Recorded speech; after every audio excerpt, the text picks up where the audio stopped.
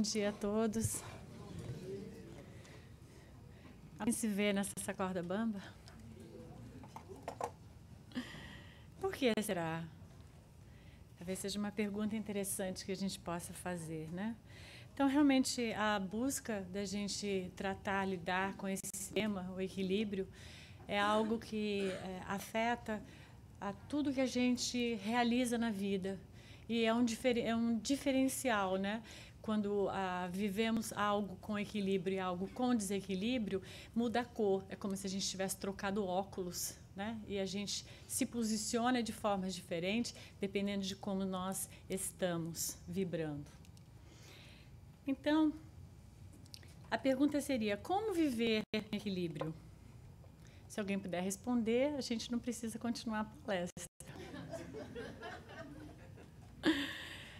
Então, eu gostaria de trazer a Sueli Caldas, uma pessoa ativa dentro do movimento, onde já escreveu inúmeros livros. Ela diz algo assim: pensar é criar. Tudo que existe, o que vemos, o que percebemos, sentimos e até o que não vemos, nem percebemos, existiu primeiro no pensamento. Então, de alguma forma, ela vai dizer que tudo que a gente cria passa a existir como uma realidade interna para a gente, né? E ela continua: ao pensar, o espírito, mesmo sem se dar conta, né, mesmo sem ter consciência ainda, né, ele acaba por atuar em conformidade com uma das leis do universo, a lei da sintonia. Porque à medida que eu crio uma realidade interna, eu começo a viver nela e começo a me sintonizar com outras realidades que vivem, que estão ligadas na mesma estação que eu. Se todos nós aqui colocarmos na 101.2, todos vamos ouvir a mesma música, né? E então, sintonizar nada mais é do que ajustar um aparelho receptor ao comprimento da onda do aparelho emissor. Então, na hora que eu sintonizar, na hora que eu me sintonizo, eu nada mais estou fazendo do que me alinhar a uma mesma onda, uma mesma forma de pensamento, uma mesma ideia. Não é por isso que muitos de nós nos agrupamos com pessoas que pensam, que têm a mesma ideia, que gostam da mesma coisa, ou que não gostam da mesma coisa. As pessoas se unem porque não gostam de algo e querem lutar contra uma ideia, por exemplo, né? Então, daí, nós vamos perceber que nossas preferências, elas geram sintonia. Então, o que a gente está entendendo é que, de acordo com as nossas preferências, vai ser o estilo de vida que a gente vai viver, né? Que nossa mente funciona como uma verdadeira estação de rádio, emitindo e captando o tempo todo pensamentos. A gente vai emitindo. Hoje a gente estava dizendo isso na aula. Cadê? Tiago não está aqui?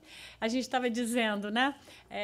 A gente fomos estudando juntos, e aí Tiago foi dizendo lá no fundo: nossa, você está adiantando o que eu estou pensando. Nossa, mas a Carol está dizendo exatamente o que eu estou pensando. Nós estamos aqui, né, telepaticamente associados a uma mesma linha de pensamento, até nas perguntas, nas dúvidas, nas respostas, né, a gente sintonizou.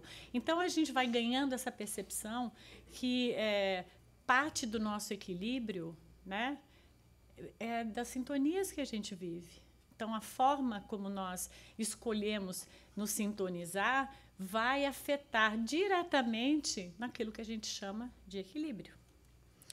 Então, nós estamos, Joana de Ângeles, no livro O Equilíbrio, né? Fantástico, né? Óbvio, presente.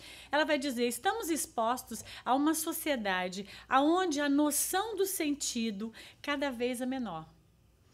Valorizando muito o desempenho, desumaniza-se o indivíduo, podendo gerar nele indiferença. Então, ela está dizendo: nós estamos numa sociedade que compete muito, né? Que nós somos estimulados à competição. Então, nos sobressairmos, somos estimulados ao título, a termos uma meta que a gente cumpre mais rápido, que a gente faz em menor tempo, no sentido com mais competência. Então, a gente é estimulado a ser melhor que o outro, né? Nós vivemos numa sociedade onde a gente quer ter uma nota melhor, uma performance melhor. Então, nessa competição, faz com que muitas vezes a gente saia do nosso eixo e comece a viver no eixo alheio. Tipo assim, se hoje em dia o moderno é tal coisa, a gente, para você se sentir importante, a gente vai querer alcançar aquilo, mesmo desrespeitando, por exemplo, o nosso tempo. Porque, né, nós estávamos até discutindo isso também na aula. A aula foi fantástica hoje para isso, né? E a nossa amiga estava dizendo, puxa, para um sentir mais lerdo ou sentir que é mais rápido, né, faz com que o outro se sinta mal quando o outro diz, você é lerdo. Mas para dizer que você é lerdo, a gente está usando o quê? Um termo de comparação. Então, automaticamente, quando eu estou me comparando para dizer se eu sou rápida ou sou lerda, como a gente costuma dizer, eu estou dizendo que existe uma forma certa. Se eu acho que ser rápido é super legal, o lerdo é nada a ver, né? E de repente, o lerdo é o desestressado. Né? Foi a conclusão que a nossa amiga chegou. E ela falou, peraí, eu estou incomodada porque todo mundo acha que eu sou lerda? Eles é que são estressados. Então, a gente vai tendo essa percepção que o que isso nos afeta muito. Se a gente estiver descentrado neste equilíbrio pessoal, isso nos afeta profundamente, porque nós nos sentimos menos. Automaticamente, quando a gente sente menos, né, a gente perde a confiança. Confiança em nós, na nossa capacidade. Porque a gente fala, puxa, se eu fosse como fulano, eu seria feliz, né? Ou quando eu chegar a ser como fulano, né? Mas, né, quem disse que fulano é a meta? Eu diria que a gente criou uma meta como espírita, né? Como espírita, a gente criou uma meta que é seguir o modelo de Jesus. Mas mesmo seguindo o modelo de Jesus, a gente também precisa caminhar dentro das nossas possibilidades. Não dá para ser Jesus amanhã. Mas Jesus ele traz um modelo de vida que nos inspira, né, nos dá esse desejo de abarcarmos essa conduta de amor. Mas ainda assim, cada um vai ter que caminhar dentro da sua possibilidade atual. E o outro fala, nossa, mas você não faz nada. Como, né? O outro não sabe o que eu estou fazendo.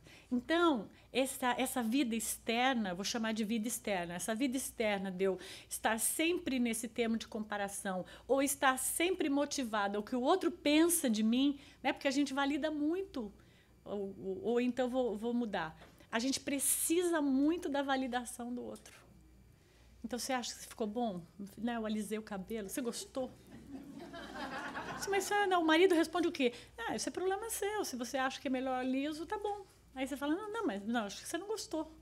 Né? Não, mas eu não falei que eu não gostei. Eu só falei que tá tudo bem se você escolheu. Não, se você está dizendo isso, é porque você não quer dizer a verdade. Sim, mas se você tinha dúvida, por que não perguntou antes de fazer, né? O marido responde isso, né? Sim. Ou então não está nem aí. Mas não está nem aí. É que, na verdade, você põe um nível de importância nisso que, para o marido que pode não ter cabelos, isso não é importante. Mas quem importa isso? Eu não tenho cabelo. E ser uma opção, ser careca. Ou quase uma opção, às vezes é opção. Às vezes, né, você vai sendo estimulado. Então, esse não é. Mas a gente vive sempre esperando isso do outro. O nosso equilíbrio, né, porque o nosso bem-estar está muito embasado naquilo que o outro nos traz. Né? E Joana continua, né, sábia. Ela diz, o ser humano se vê perdido no meio de tanta informação, sem discernimento, ele, inseguro, não tem discernimento, não sabe, né? Está sempre se comparando, inseguro, agarra-se a amontoar coisas e cuidar do ego, deixando de lado o seu desenvolvimento integral. Acumular coisas porque a gente entendeu que para a gente ser feliz a gente compra. Né? A gente tem coisas, que aí a gente se sente feliz, né? Então a gente se perde nessa busca externa de ser feliz, não entrando em contato que o equilíbrio é uma satisfação interna, né?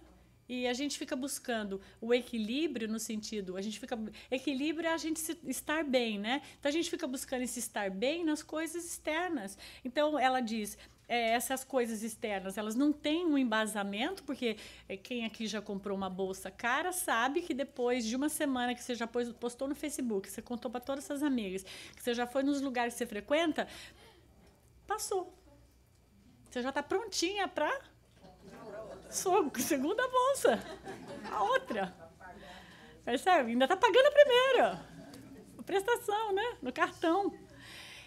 Então, a gente vai perceber o quê? Esse não é o ponto, né? Então, ela vai dizer, se deixando levar pelo ego, o ego no sentido dessas coisas externas, né? De satisfazer só essa questão aqui momentânea, como se a gente ainda vivesse, né? Numa realidade onde eu só dou manutenção para a Rosana, não me olhando, que é o que a gente estava falando na aula hoje, como espírito imortal. Como espírito imortal, o quanto isso é relevante para a minha pessoa.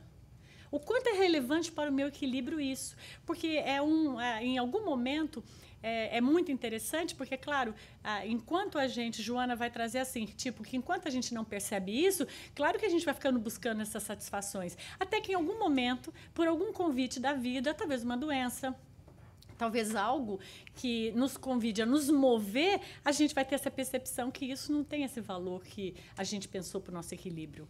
Que estar bem financeiramente, que a gente sempre pensou, quando eu estiver financeiramente me sentindo tranquila, eu vou ser feliz.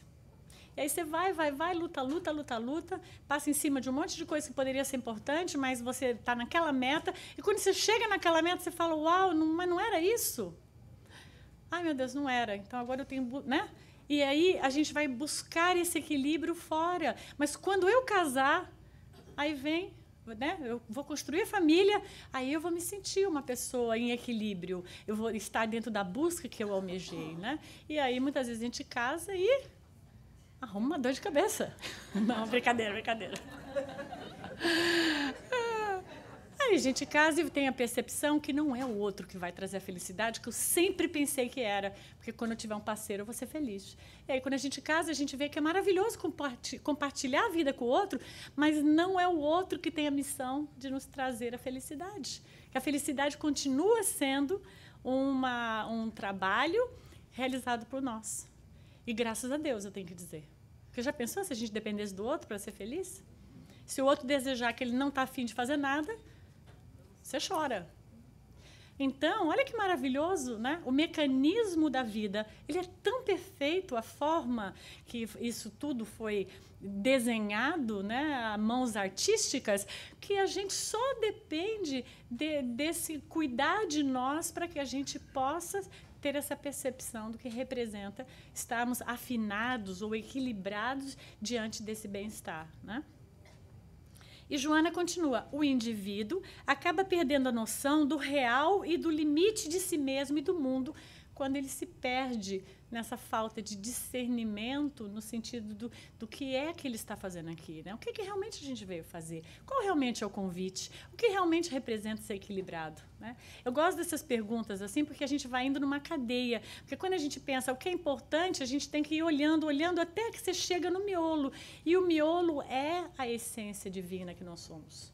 Isso é o miolo. O resto, a gente pode ir criando uma série de coisas em voltas que são muito agradáveis, mas ainda, né, o equilíbrio é esse contato com a essência.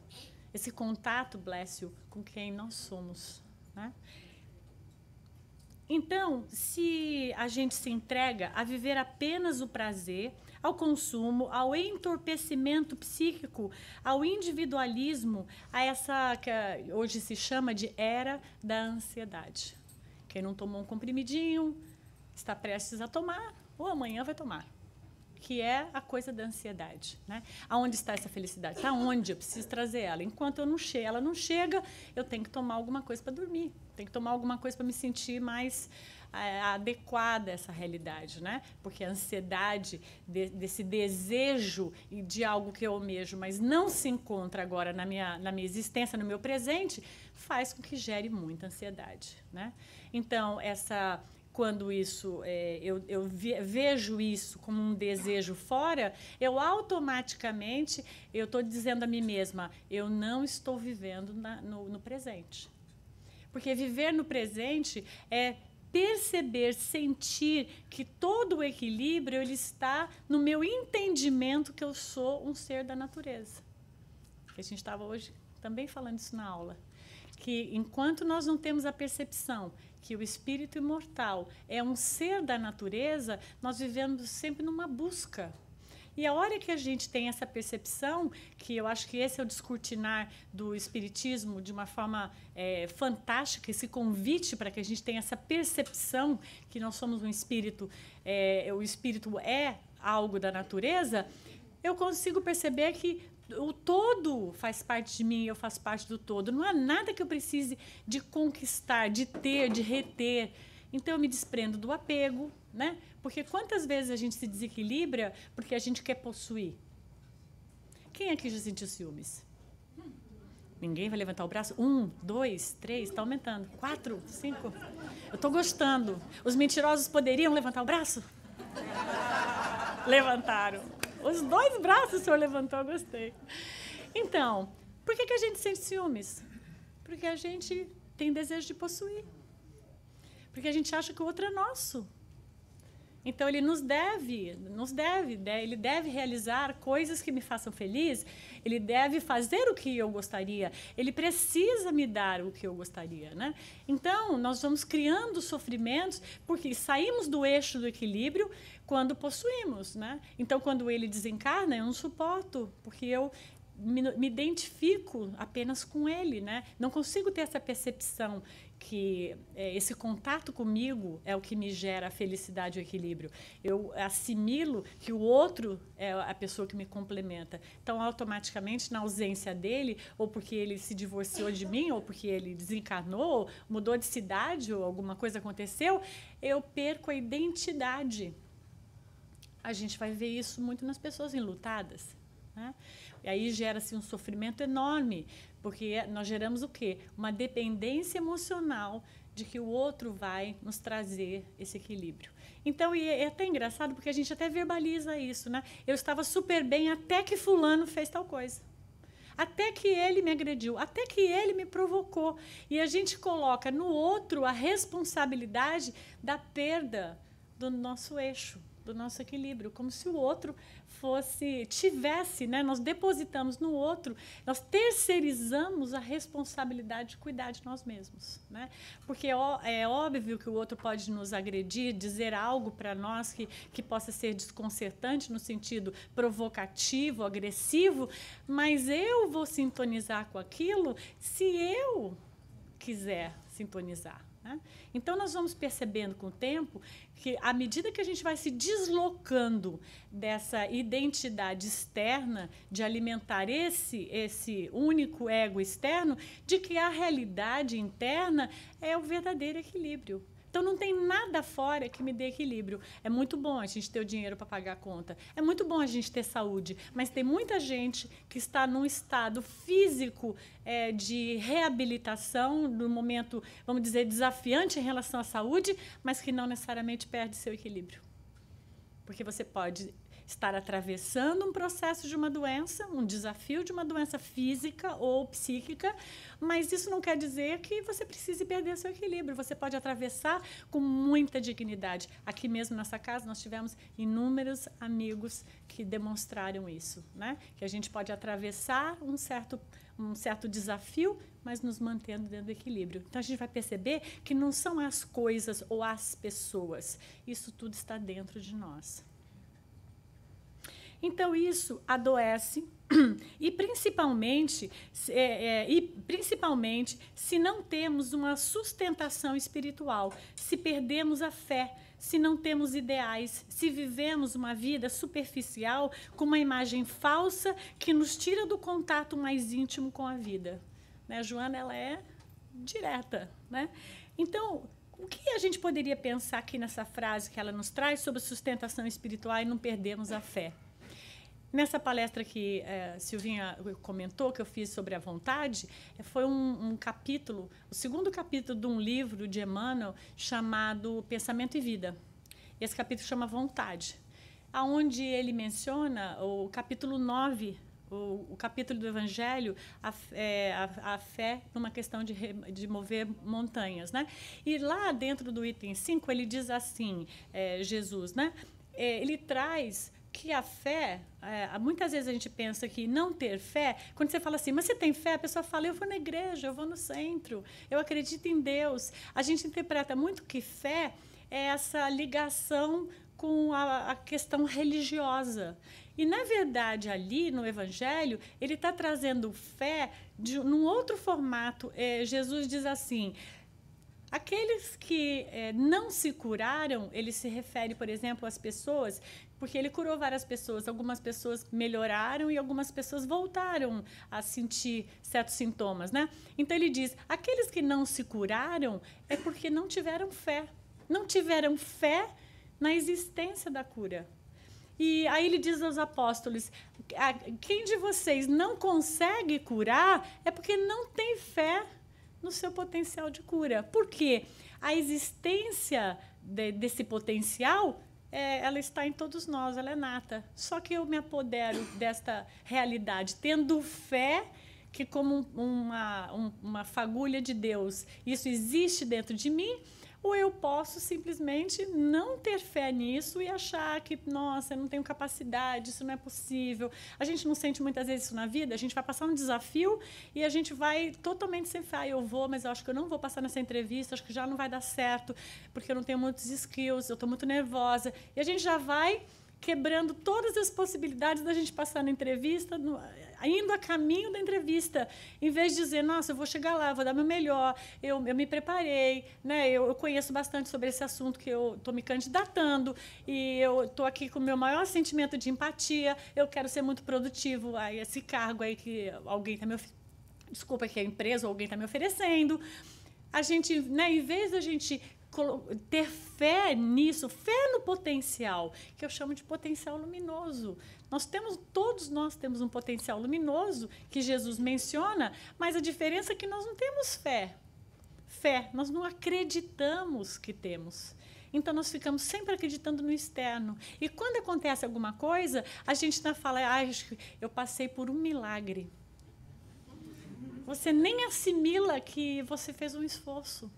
Você nem assimila que você tinha capacidade de poder. Você atribui que deve ter sido um espírito que foi lá e respondeu por mim. Então, essa falta de fé, a gente confunde, às vezes, com modéstia. A gente tem um certo receio, porque acha que acreditar no nosso potencial é ser arrogante. Mas o convite que o Evangelho faz é que nós acreditemos, porque Jesus ele diz, resplandeça a vossa luz. Então, ele está dizendo, tem uma luz aí dentro. Resplandeça a vossa luz, né? Santo Agostinho também traz isso para a gente. Então, o equilíbrio pessoal, ele tem o quê? Um regime de urgência. Então, eu diria que naquela lista que a gente faz quando começa o ano, nas prioridades, coisa e tal, coloca na sua lista que o equilíbrio é algo que tem que ficar no top da lista.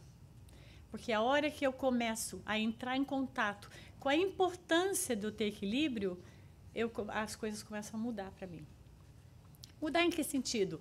O meu olhar para com as coisas fica diferente.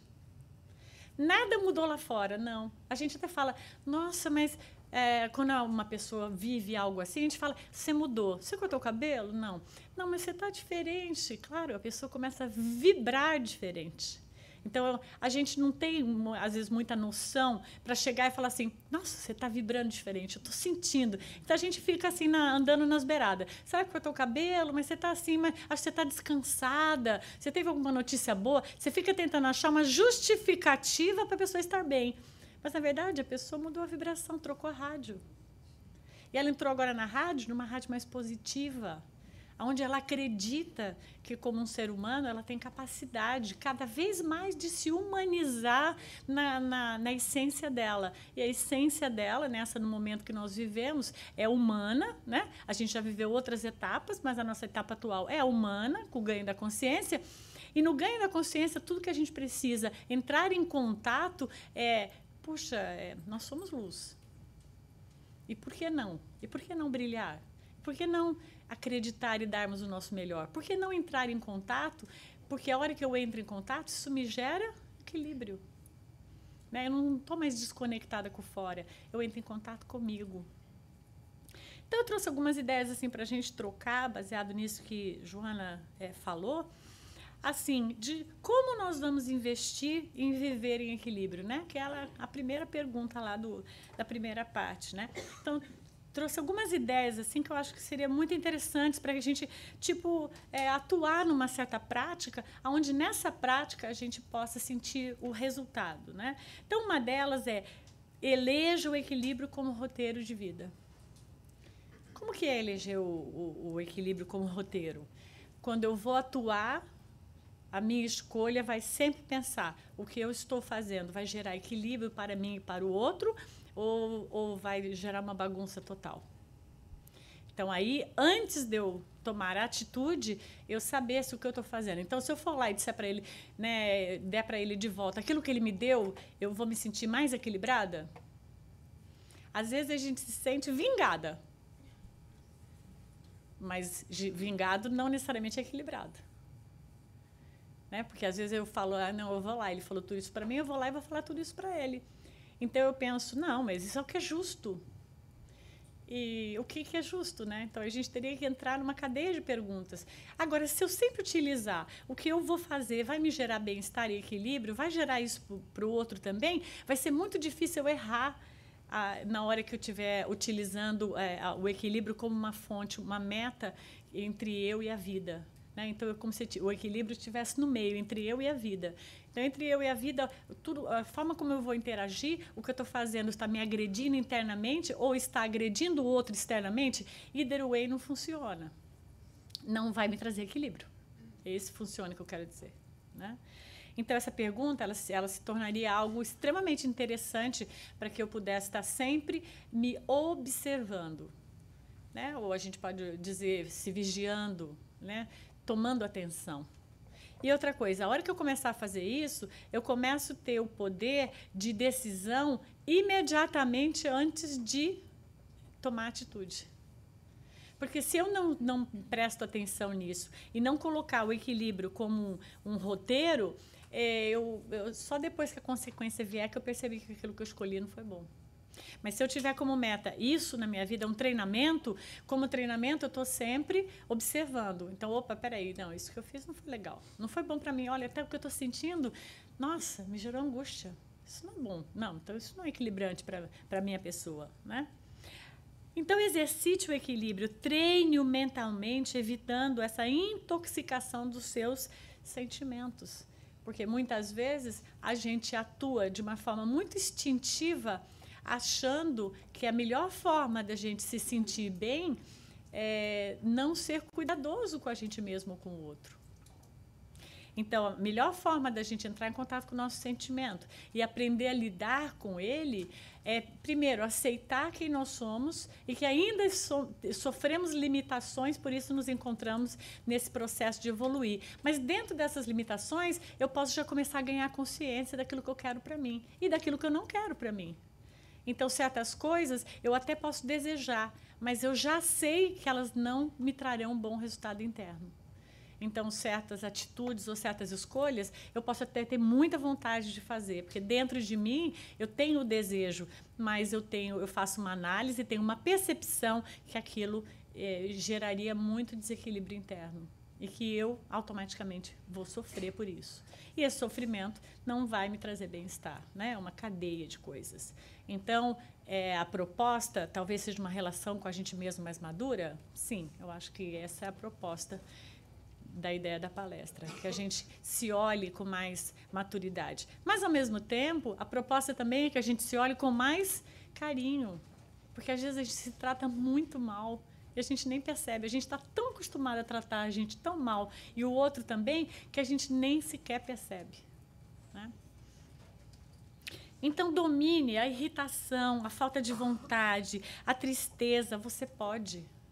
Nós podemos exercer um domínio sobre isso. Lembre-se do seu potencial luminoso. Qual é o domínio? Não que eu nunca mais vou sentir raiva, mas eu posso sentir e entender aquilo que está acontecendo comigo.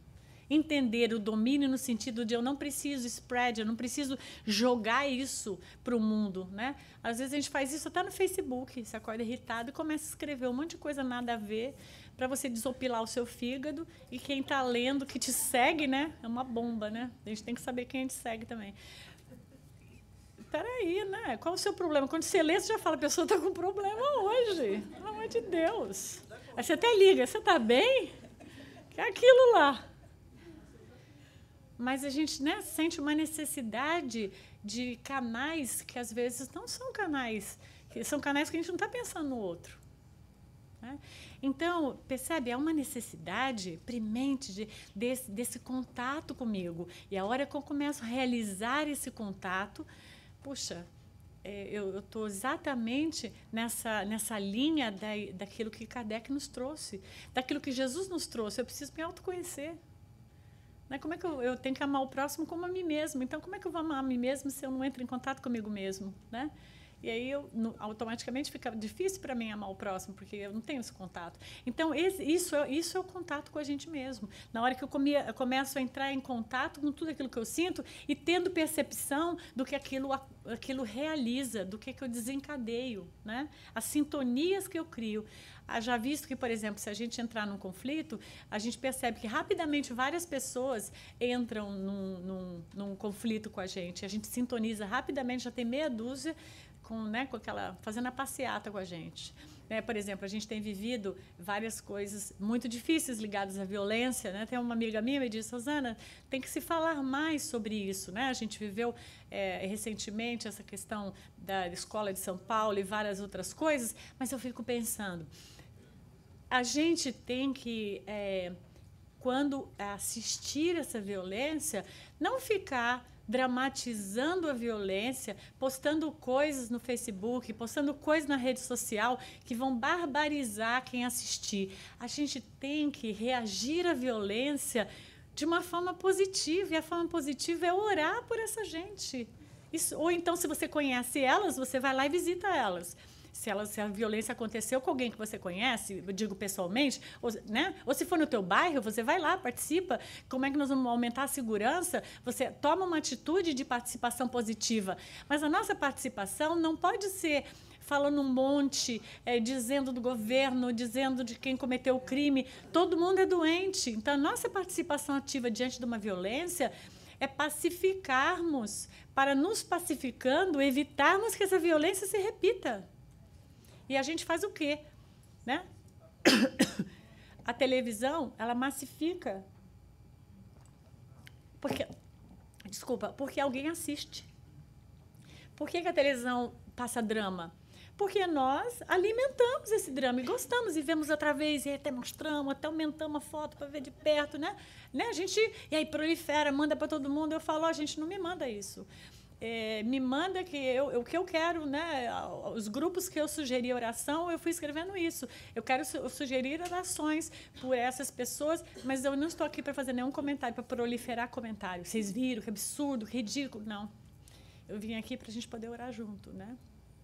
Vamos gerar uma onda de amor para poder alimentar esses corações que sofrem de uma sensação acolhedora, e essa gente poder ser ajudado definitivamente. Então, eu acho que nós temos essa possibilidade. Quando eu chamo de domínio, né, a palavra que eu usei, domínio, sobre a irritação, sobre a vontade, sobre a tristeza, é no sentido de eu desejo que isso seja diferente. Então, eu tenho domínio sobre esse esforço, sobre esse desejo.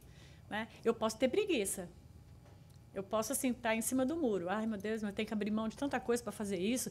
Eu posso, mas eu tenho também domínio sobre esse desejo.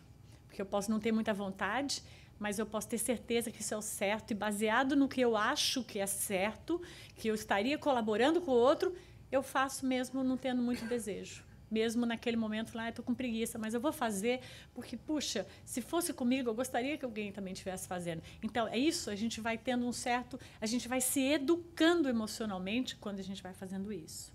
Então, o equilíbrio, ele deve apresentar-se no momento infeliz, de dor, de dúvida, de conflito, de provocação, de desafio, evitando as queixas, os aborrecimentos e a baixa da sua energia.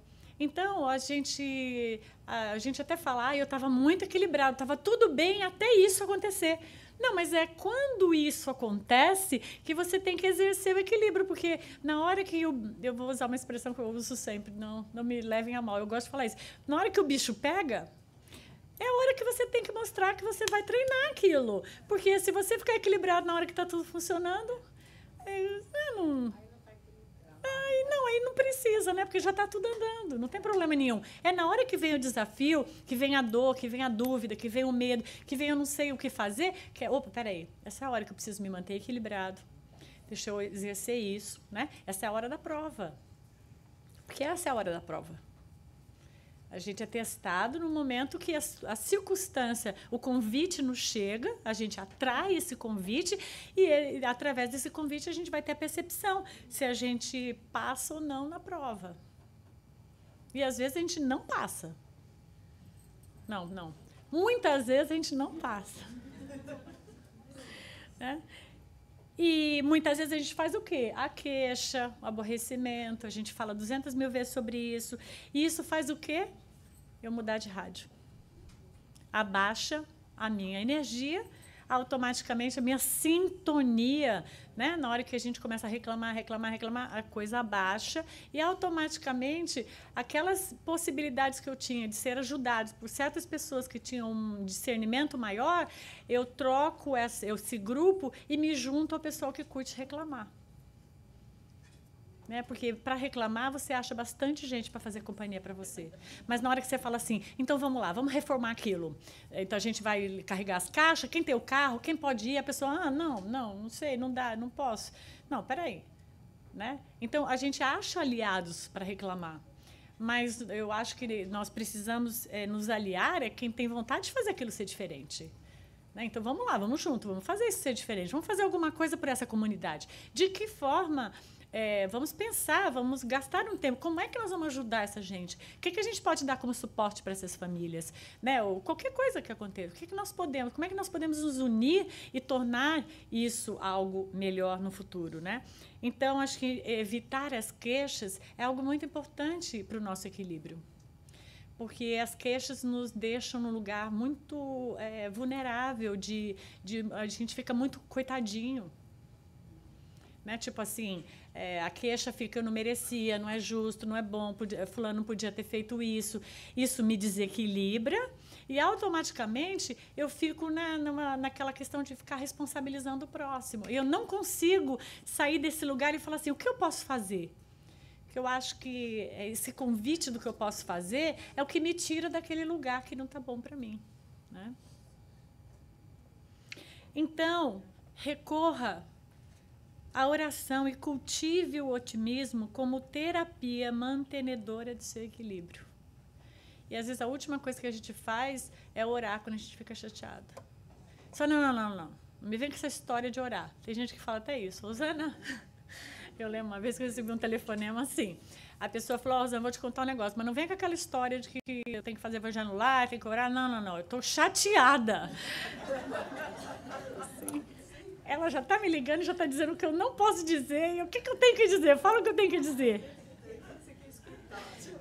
Se a oração é o que nos eleva a vibração e a gente consegue sair daquele né, rodomoinho, né, que fica, quando a gente está chateado, a gente mói, remói, né, parece rumina, né?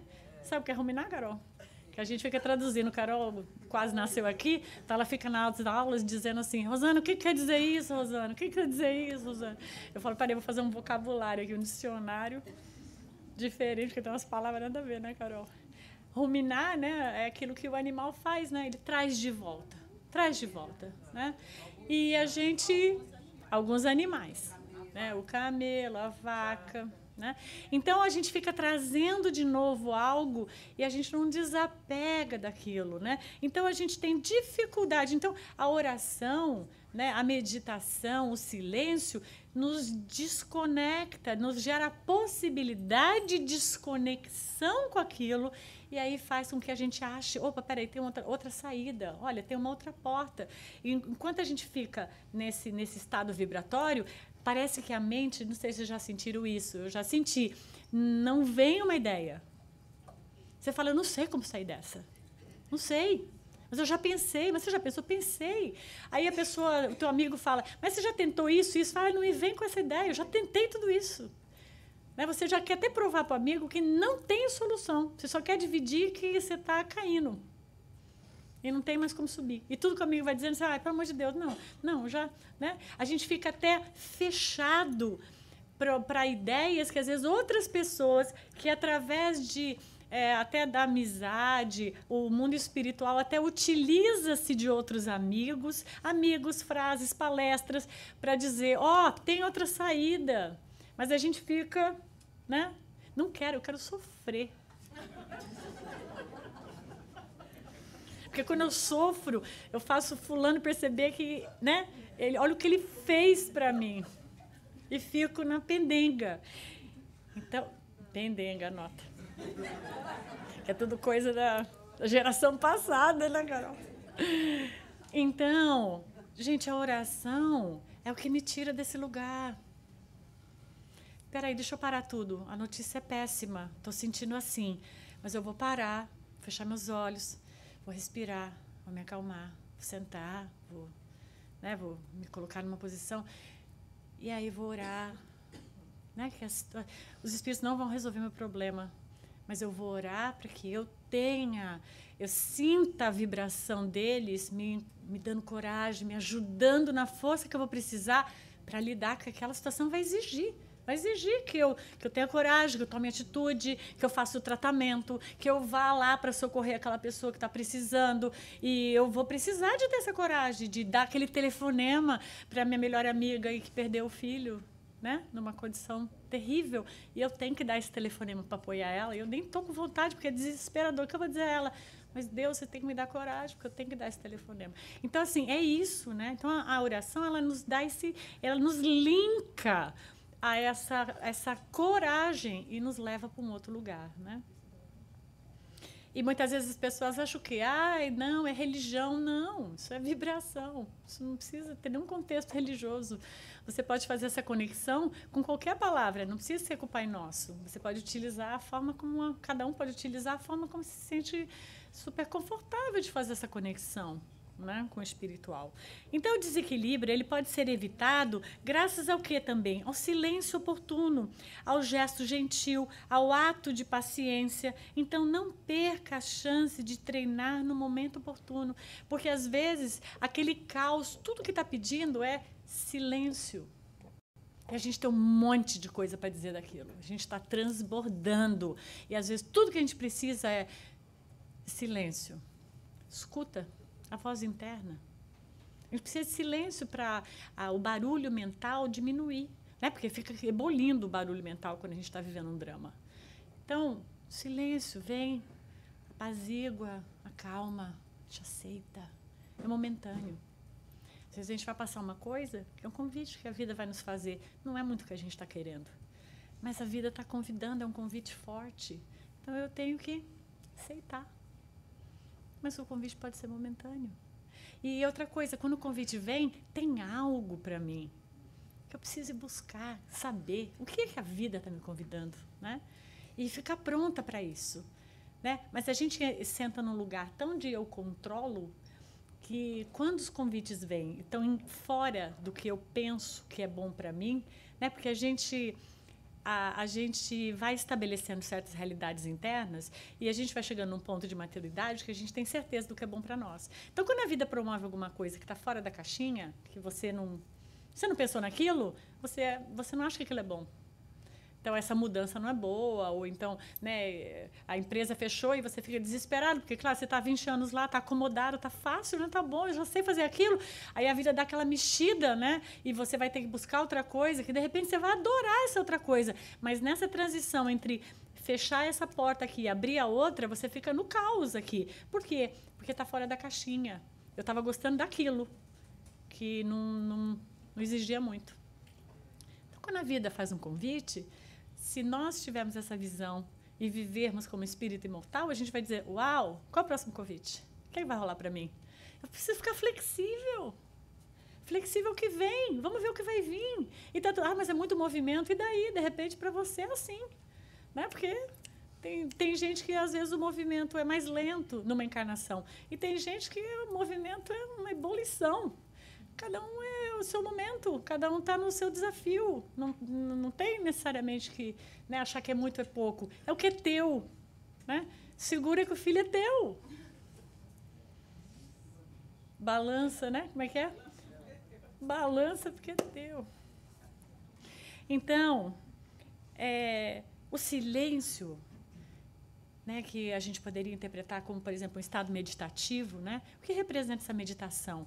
É essa introspecção, de eu poder olhar e falar assim, a vida não está... Hoje eu falei isso para uma amiga minha querida, que acho que ela não está aqui agora, eu falei para ela, nós não lutamos com uma doença, porque a doença não vem para causar uma luta. Nós entendemos o convite que a doença está trazendo. Então, nós não estamos em briga com as nossas células que estão inflamadas ou desorganizadas. Nós estamos entrando em contato com uma mensagem que o corpo está dizendo para nós que precisa de cuidados. Então, nós vamos parar certas outras coisas, trocarmos prioridades e cuidarmos daquelas células. Células espirituais, células físicas. Porque a gente tem as células no corpo espiritual, no corpo físico, e vamos cuidar o que é necessário para que isso possa entrar de novo num ajuste de equilíbrio dessas células para um funcionamento eficiente novamente naquele órgão. É um tempo. Né? E, às vezes, o convite é uma mudança tão profunda na nossa alma, porque a gente vai conviver com tantas realidades, o amigo tão cuidadoso que vai ser zeloso com a gente, que vai nos ajudar, médicos maravilhosos que vão, né, fazer tudo para nos curar. A gente vai vendo a perspectiva, a gente vai se humanizando, a gente vai trocando ideias de valores, né? Porque aquilo que era tão importante para mim, de repente, a saúde acaba sendo mais importante, aí você fala, nossa, eu pensava que tudo isso aqui é tão importante, mas não é. Então, às vezes, a doença ela é uma mudança assim, fantástica na nossa vida. Eu não estou dizendo que é gostoso passar por ela, mas a mudança é fantástica. Então, a gente tem que olhar para aquilo não como uma guerra, e como uma porta nova que está abrindo para a gente, uma nova experiência, que a gente vai passar de acordo com a nossa escolha. Então, que a escolha possa ser assim, essa escolha que acolhe, né? E não entre em guerra com o corpo. Né? Então, reserve-se a bênção da meditação por alguns momentos, todos os dias. Mas eu não tenho tempo, mas né, o pessoal que ensina meditação no YouTube fala, faz 3 minutos. Ninguém está falando para você fazer meia hora, 2 horas. 3 minutos. Aí calcula, o que é 3 minutos? Né? O que você pode eliminar que você faz 3 minutos? Né? Talvez eliminar alguma coisa que seja menos importante. Né? A gente dá aquela checada no Facebook, 13 minutos. 13 horas. Sei lá quantas horas, né? Então, abre mão de uma checada, que pode ser 3 minutos, você olhando lá, nossa, que vestido legal, ela comprou, não sei o quê. Você pula esse pedaço e é o tempo que você dedica para você ter esse bem-estar. Né? Então, poucos minutos extraídos de outros, Joana vai dizer, né, nesse livro Equilíbrio, de outros compromissos, são valiosos para a manutenção do seu equilíbrio. A gente não tem noção. Mas como que você vai ter noção? Você tem que testar. Aí, se todo mundo aqui testar, aprender a fazer isso, daqui umas 2, 3 semanas, coisa tal, que vocês começarem a sentir benefício, vocês mesmos vão ser, nossa, funcionou. Mas a gente nem faz e diz, não sei se vai dar resultado. Mas você não fez. Como é que você sabe? Então, que a gente faça, passe a fazer isso em nome do quê? Do nosso equilíbrio. Né? Então, não confunda equilíbrio com covardia. É fácil reagir, brigar, provocar, alfinetar, produzir situações que o ego está no comando. É muito fácil, não é ser covarde quando a gente silencia. Porque tem muita gente que fala, mas eu vou ouvir isso e não vou fazer nada? O não fazer nada é manter equilíbrio. O não fazer nada é pensar, peraí, porque eu vou deixar que toda essa sensação desconfortável passe por mim, para quê? Só para dar uma resposta? só para eu ter razão, só para eu brigar por uma verdade que é minha, né? E a gente fica ali, não, mas você não sabe, mas, né? E a gente fica discutindo porque a gente quer provar que a nossa verdade é a verdadeira e que o outro está errado. E isso tudo vai, né, gerando uma série. Então, não é covardia a gente silenciar.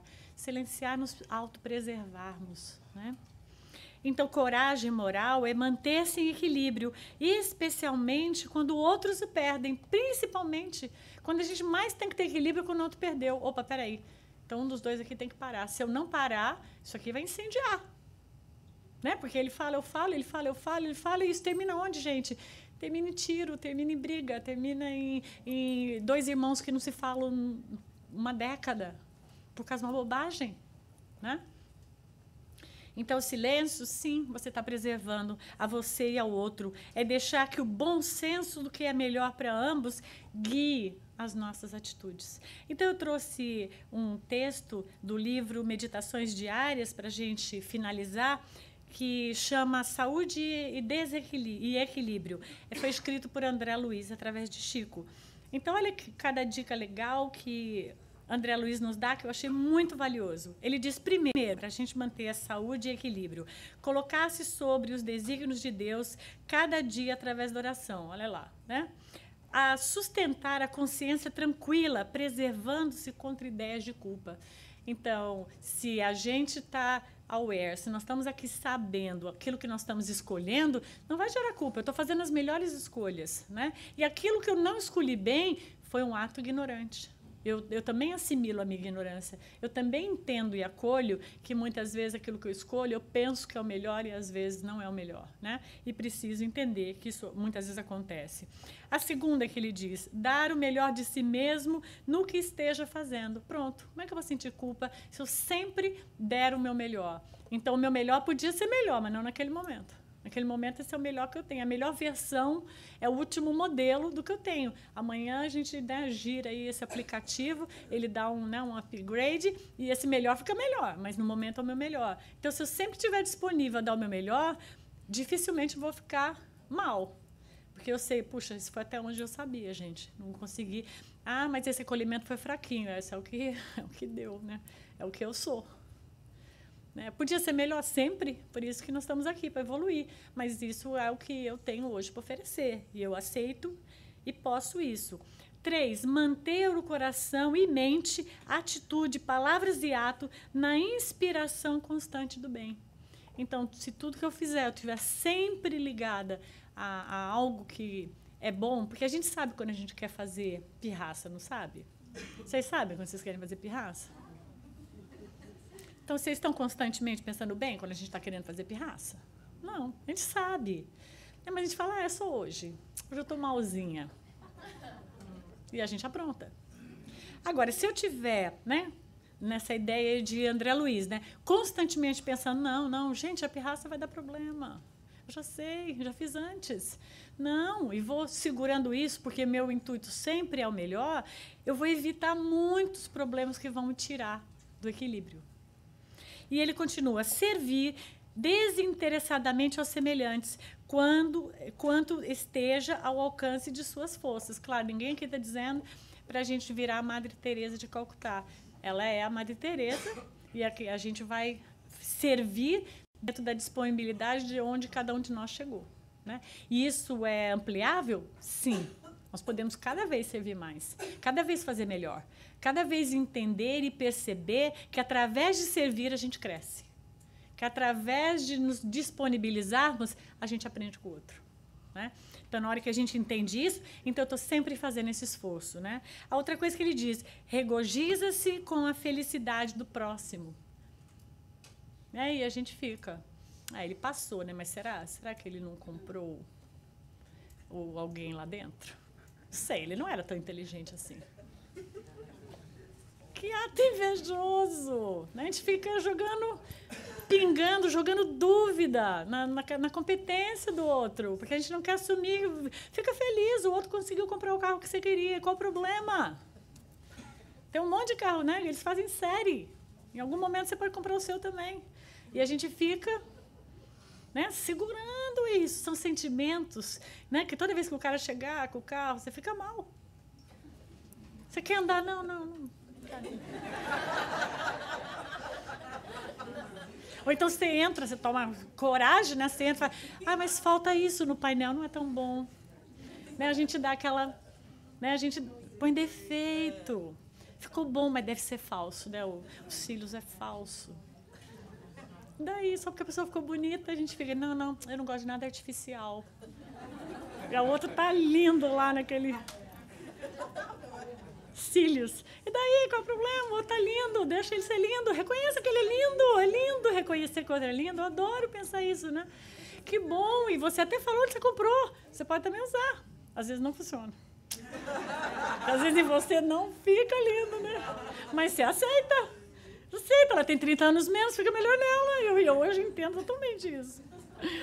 A sexta coisa que ele diz é esquecer conversações e opiniões de caráter negativo que tenha lido ou escutado.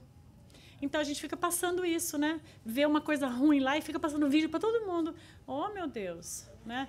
Passa vídeo de coisa legal, de uma palestra bacana, mas fica passando coisa ruim. Tudo bem, a gente às vezes tem que dar a notícia ruim. Aconteceu uma coisa, olha, gente, meu parente está doente, uma notícia chata. Mas você fica passando, né, a notícia ruim e fica proliferando esse mal-estar nas pessoas. Não, né? Vamos filtrar isso. Né? Não quero deixar o outro mal, né? Acrescentar um pouco mais de alegria e esperança em toda pessoa que você tenha contato. Então, Blessio, levar o seu melhor, né? Isso combina com o que ele disse. Sempre está dizendo para o outro ter alguma coisa para dizer. Né? E às vezes o outro vem naquele momento tão, né, frágilzinho, aí ele te conta lá o que ele fez, aí você fala, mas você também, né? Você também não tem jeito, você toda hora faz isso. A pessoa precisa ser acolhida. Né? E você joga um balde de água gelada. Aí, poxa, tudo bem, pode ser até que depois, em alguma forma, você pode dizer, olha, cuidado, você está repetindo isso. Mas, assim, vamos acolher primeiro, né? Admirar as qualidades do outro, estimulando-os a cada vez mais desenvolvê-las. E, às vezes, a gente tem tanta dificuldade de elogio. Né? Elogiar, como você fez bem, adorei. Podia ser melhor alguma coisa, você pode ser melhor, mas que ótimo, você já teve a ideia, você teve a iniciativa, você tentou, isso já é excelente. Então, está sempre... Né, e, às vezes, a gente tem dificuldade de elogiar, né? Porque quando o outro está muito bem, você fica... Né, não, nem vou elogiar, porque ele vai se achar muito. Né? E quase terminando, ele diz, evitar motivos de queixa, sejam quais forem, conecte-se com a aceitação. Vamos aceitar, né? E para terminar, ele diz, viva trabalhando e estudando, agindo e construindo no próprio burilamento da sua evolução, de tal modo que não se seja capaz de encontrar as falhas prováveis do outro. E a gente fica totalmente gastando nosso tempo para criticar o outro, em vez de olhar para as nossas questões e trabalhar nelas. Porque a gente veio aqui não é para trabalhar não é para salvar ninguém e nem para solucionar o problema de ninguém. A gente veio aqui para se autoajudar, mas para solucionar os nossos. E a gente fica só falando do defeito do outro. Né? Então, ele diz... trabalhar e estudar ativamente, sendo o quê? Agindo e construindo, sendo produtivo, né? Produtivo na nossa caminhada, né? Então, é absolutamente excelente. Então, gente, para concluir, eu coloquei que o Espiritismo nos oferece uma conscientização da realidade espiritual. Né, assim, Kardec é absolutamente feliz, né, nessa entrega de nos... depois, com todas essas obras complementares, né, olha tudo que a gente aprendeu com Chico, Nosso Lar, né, André Luiz, Emmanuel, a gente entender essa realidade espiritual e dos valores que buscam desenvolver as capacidades internas. Mas, né, não mais dando somente ênfase nas conquistas exteriores, e sim no desafio de conquistar a nós mesmos. Então, a impressão que eu sinto, vou usar essa palavra, é que nós entramos numa década onde essa conquista de entrarmos em contato com nós mesmos é a máxima. E o Espiritismo nos traz isso como um convite, né? Nós nos tornarmos interessados em nos conhecermos. E para quê? Para percebermos o potencial luminoso que todos nós somos. Então, gente, o que eu desejo é que a gente viva em equilíbrio e que vocês tenham um domingo assim com muita paz, tá bom? Obrigada por tudo.